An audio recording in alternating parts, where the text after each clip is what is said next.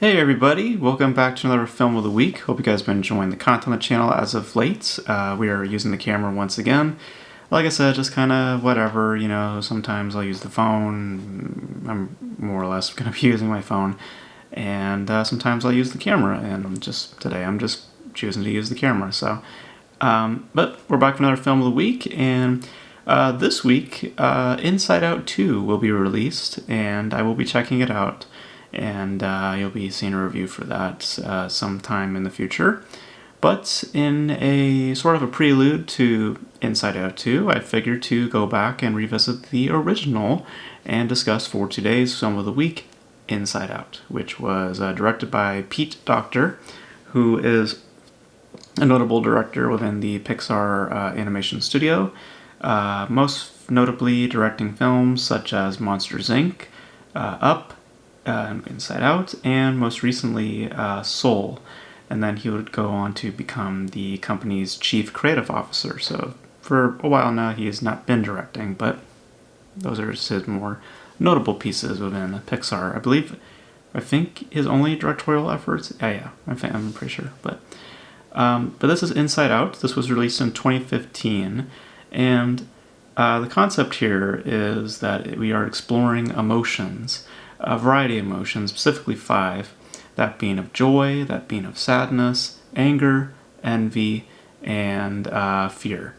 And specifically, we're narrowing it to joy and sadness, and they're having a bit of a conflict of interests. Both are trying to find their place with the human named Riley, who is a 8 or 9-year-old. I forget the age, but she is moving from her hometown of Minnesota to San Francisco, so the transitional period is a bit rough for her, and we are looking in the internal side of things, how she is personally dealing with it, how these emotions get in the way, some emotions take priority over others, and it's just basically just a bag of emotions, just a bunch of feelings flying around at once, and not much of a grounded or real balanced sense of self, within this new environment, as is with anybody when they get into new environments. It's very stressful and can be hard to navigate, so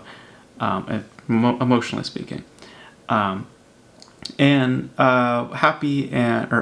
joy and sadness end up outside of the sphere of their little domain, their headquarters, and they have to adventure back with the help of Riley's imaginary friend, Bebop or something like that.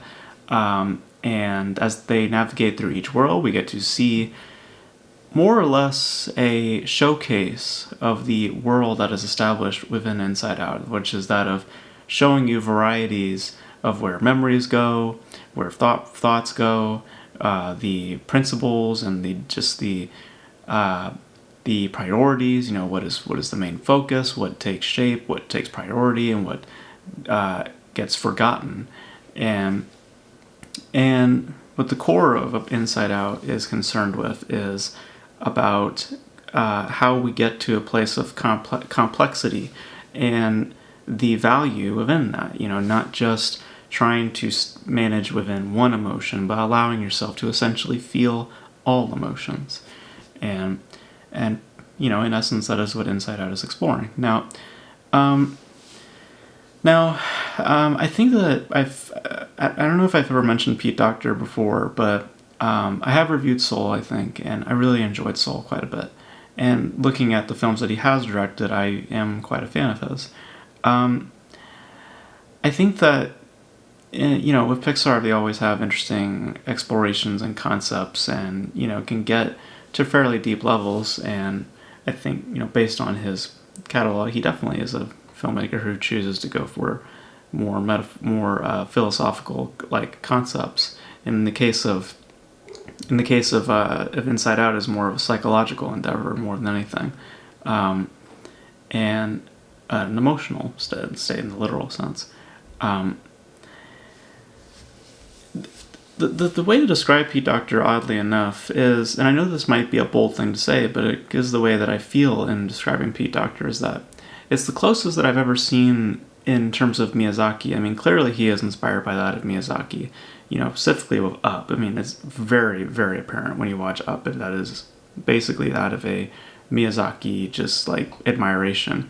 And Inside Out is no exception to that. Just the presentation of the world, how expansive, how large the world is, and how we navigate this world, and the emotional pull, like the overall investment that you have, does echo that of Miyazaki. And Miyazaki is just fantastic. So if you're going to be influenced by any type of animation or that sort of, in that respect, those sort of stories, Miyazaki is a great place to go. So, but what this lacks that Miyazaki usually bears is that of complexity. Now, as I said, I think that generally speaking, Pete Docter is concerned with complex ideas and concerned with more meaningful ideas to explore. But once you get the idea about them being emotions and their conflict of interest with each other, specifically that of joy and with sadness, it's very easy to figure out what's going on. And it's not the journey that is taken, while fun, and again, there is stuff there that you are not privy to. Like I said, many aspects to the psychosis or to the mind itself. It's interesting to explore that of imagination, that of long-term memory, the train of thought. It's those ideas are interesting to see visually. It's interesting to see, but how it all factors in thematically speaking, it doesn't really create more dimensions as much as it's just us returning to the same idea, in that this is about ultimately allowing yourself to feel everything and not secluding or having to basically what's the word I'm looking for, suppress certain emotions, or negate emotions. You have to, in order to have a healthy mind, you have to let yourself feel everything. So if you're angry, be angry. If you're sad, be sad. If you're happy, be happy. And in bare bones, that is what Inside Out is. And it's just the visual concept about just the literal emotions and just seeing them interact with each other. It's just, you understand ultimately very early on what is at stake, and ultimately what they're trying to discuss, what is the idea of Inside Out. So it's not as complex and not as rich. I mean, but environmentally speaking, there is a lot there to explore. It does have its tender moments. There were moments where I did tear up, specifically that of the imagination portions. That was, that definitely got to me. But as I mentioned, it doesn't have the complexity that I usually get from the specific filmmaker with Pixar. I would say that his other work stacks up more than compared to Inside Out. I'd say Soul is even a better film, to be honest. I think Soul just taps into something much more philosophically that I think ultimately on an emotional level has more impact. Whereas Inside Out is the literal emotions, and I ultimately feel in spurts, but not throughout the entire runtime. So it's fascinating. It's fascinating on a visual level, how they represent all these concepts. I liked how they represent just the whole 9 yards, essentially. I mean, it is thought through. Like I said, it does kind of echo that of Miyazaki again, just how detailed and how it all plays to the idea.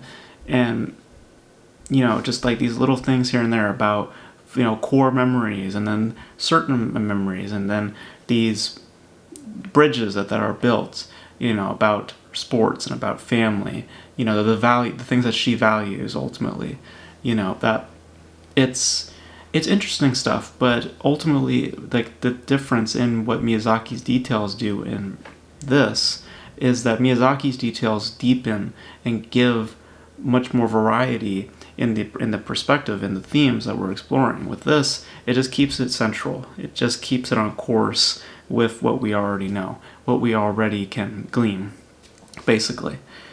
So it's good. I'm not saying it's bad. I still enjoyed it, but I enjoy it more for how it is represented by world and represented in just its literal concept. But, that is ultimately my issue with the film, is that it is quite blatant, and it is quite, just, quite one-dimensional, basically.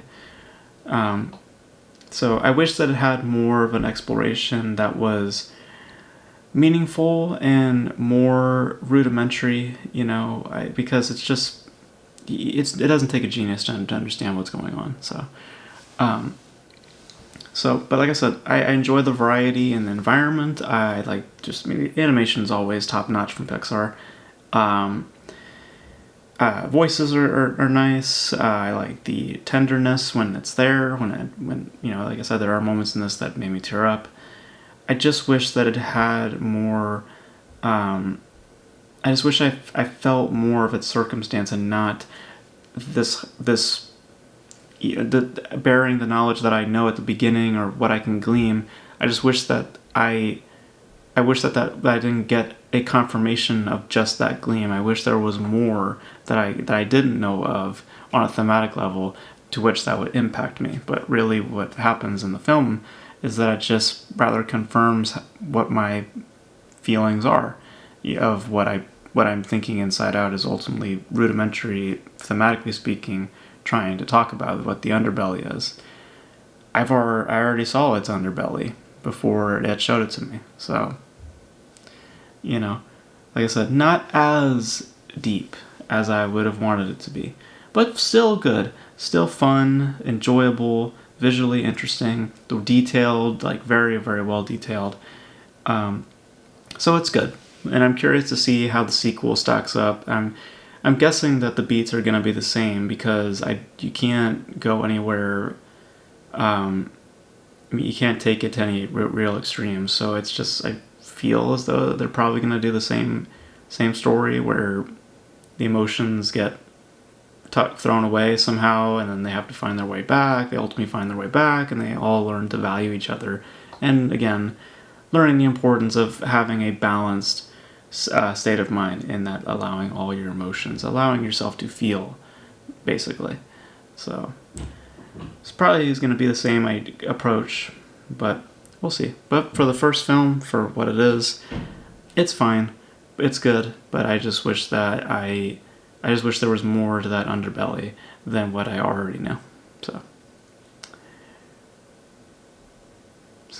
yeah, so those are my thoughts on Inside Out. I like it, but I don't quite love it.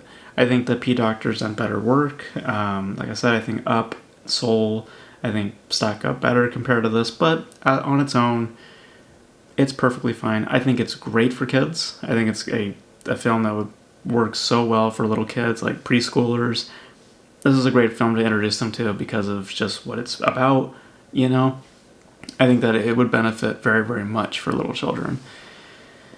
But if you're an adult, it's not hard to figure out. So, but yeah, those are my thoughts on Inside Out. You guys know your thoughts on Inside Out if you guys have seen it, and if you guys have seen Inside Out 2, let me know your thoughts without spoiling it in the comment section below. Like I said, we'll be doing a review here in a few days, so be looking out for that. And yeah, so that's going to be it for this video, guys. Thank you guys for tuning in, and until then, I will catch you guys in the next video.